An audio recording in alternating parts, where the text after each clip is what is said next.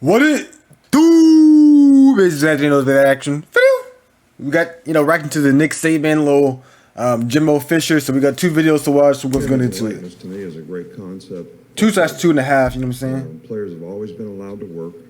This is just a different opportunity for them to make money by working and using their own name, image, and likeness, whether it's signing autographs, whether it's doing commercials or ads for some company or whatever. So there's nothing wrong with that. And I told our players when this whole thing started to get agents, get representation, and so you create opportunities for yourself.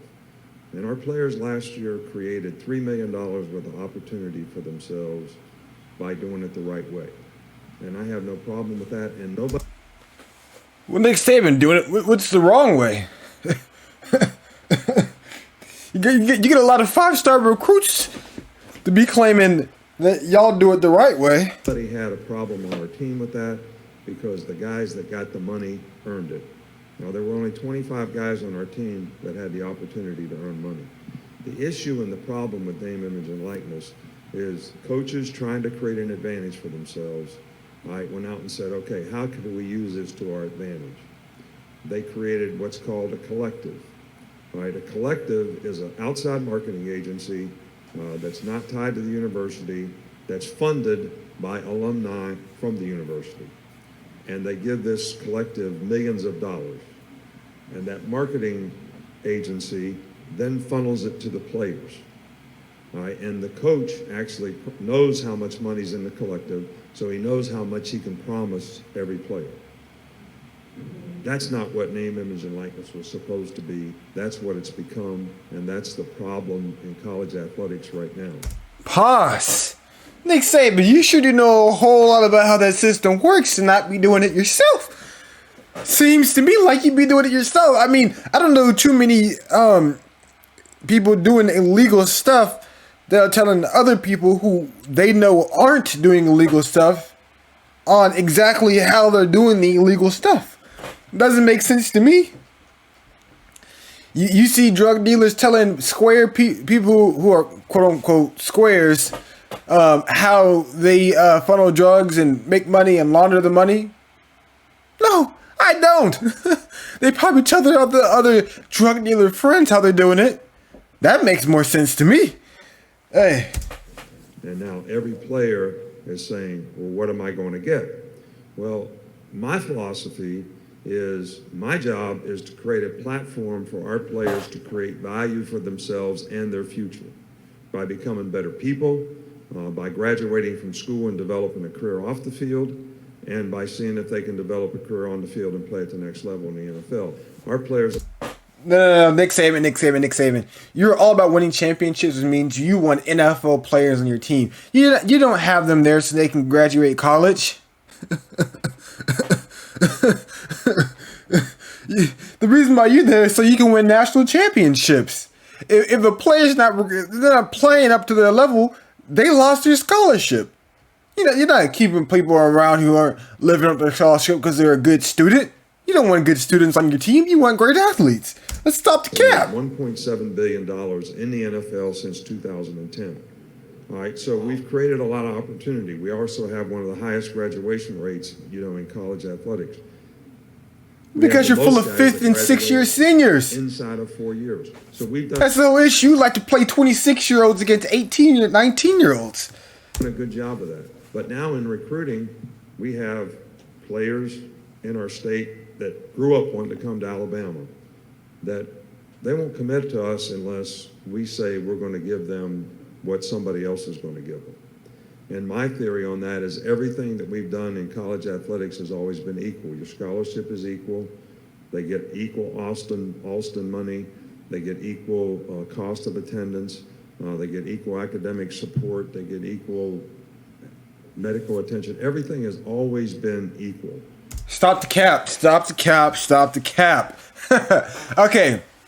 Let's stop the cap right there. Nick Saban is just capping all over the place. You acted like people weren't y'all weren't paying college students before this NIL deal came out. You telling me you didn't pay Julio Jones, Derrick Henry? Huh? You didn't pay none of them? You didn't pay them to come to your school? You didn't give no incentives?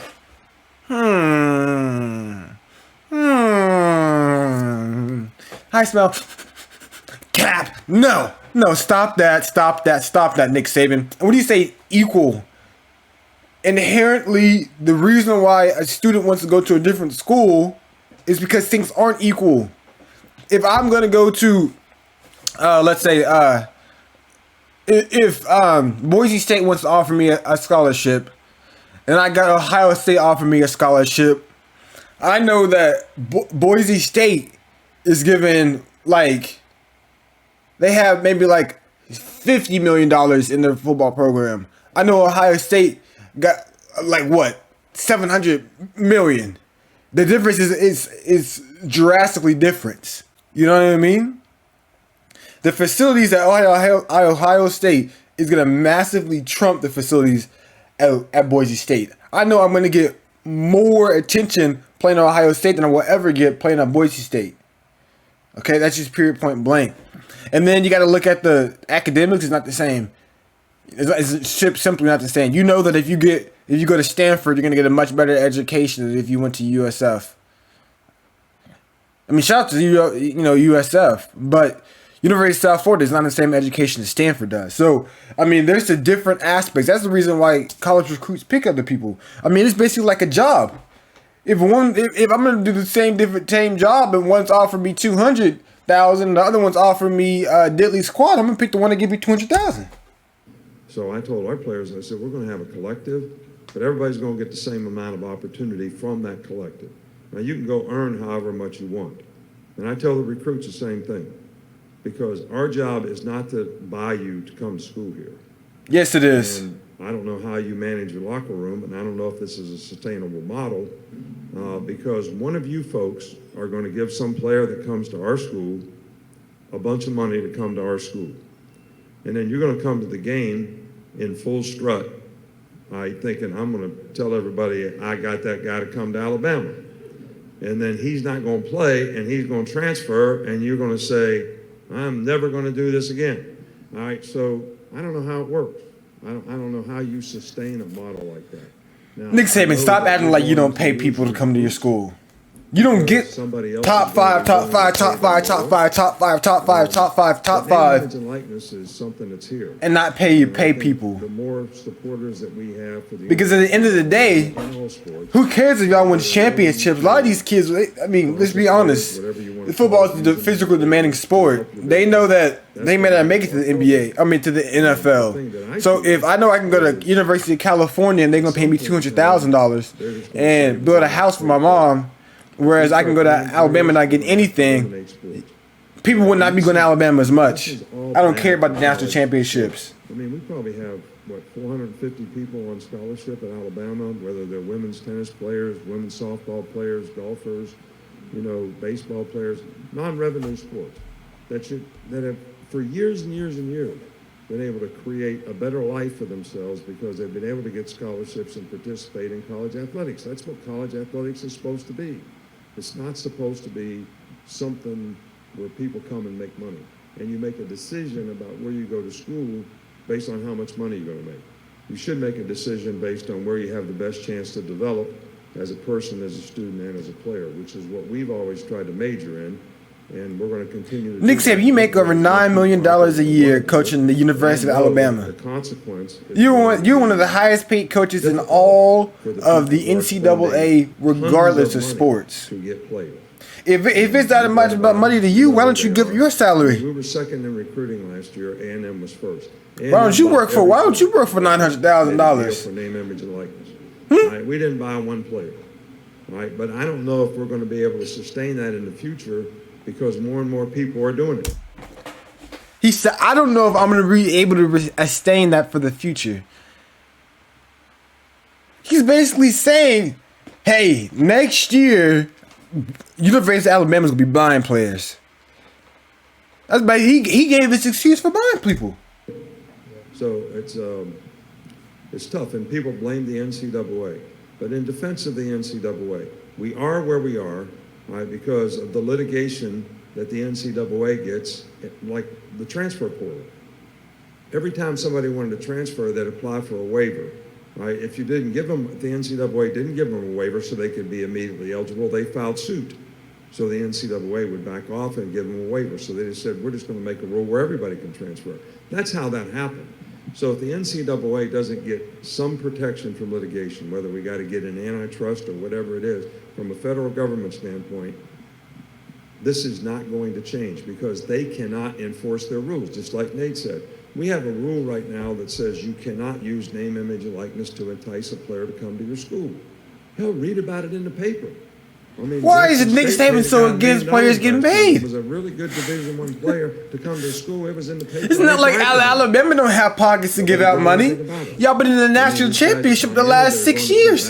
Should have plenty of revenue built up on the backs of students going there to play college ball, so you can toss them out the next season once you ragdoll them and got them hurt, torn ACLs. Now they ain't got no more scholarships. They gotta go to community college or the junior college to try to prove themselves, try to get back into a top 5 power conference school again.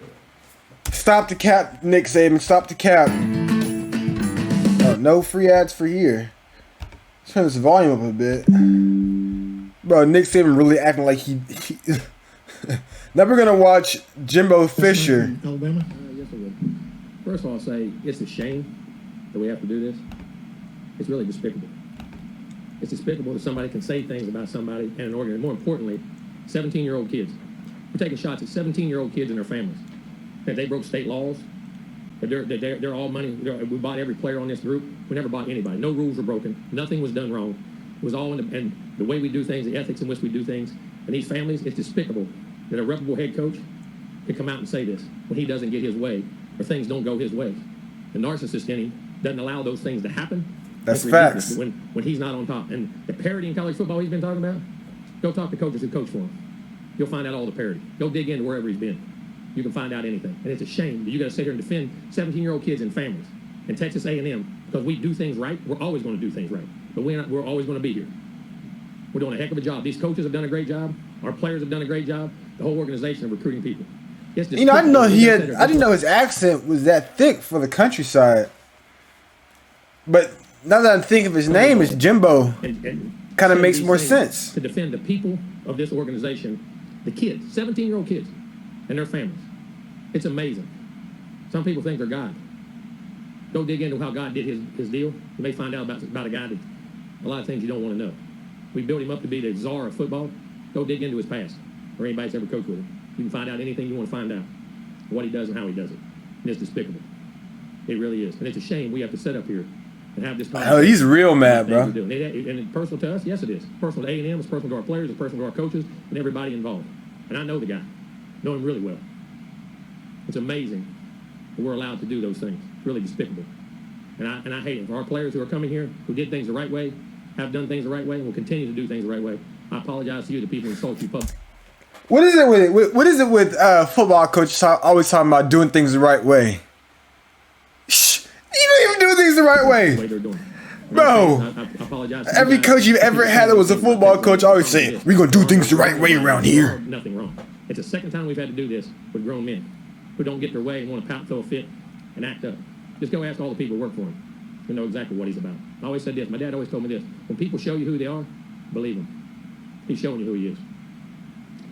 Questions? To the left. Sheesh. A couple of things, Jimbo. First of all, have you had any contact with Nick since? No. Oh, he's called. You just didn't take the call? Not going to. We're done. And he shows you who he is. And then I just wanted to. He's the greatest ever, huh? And then I just wanted. You to, got all the advantages. It's easy. And I just wanted to just put it point blank. So, no players in you're saying that no players in there's no laws of anything we ever money? promised, done anything that goes against the laws of the state of Texas, and it's insulting to say a 17-year-old and his family broke laws. No. Down front, Brett. You all both spoken so highly of each other in the past in terms of what y'all done in your previous relationship. So how disappointing was it to hear that from him, in terms of, a mental type? It's discipline. No, I wasn't. No, listen, you coach with people like Bobby Bowden and learn how to do things. You coach with other people and learn how not to do things. There's a reason people don't go, Hey, you heard that right there.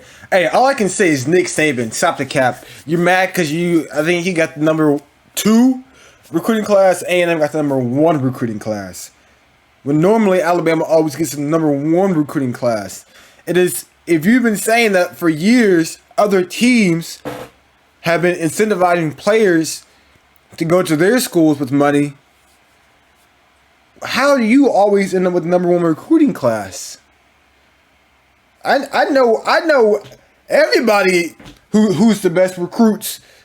I ain't finna go to Alabama off the fact that you're Alabama, you're Nick Saban.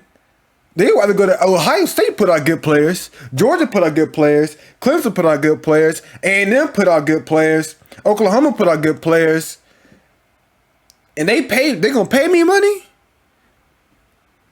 They gonna build me a new house? I don't know who he's trying to convince. That just doesn't even make sense. Hey, make sure you comment that. Let's react to. Like and subscribe. Deuces.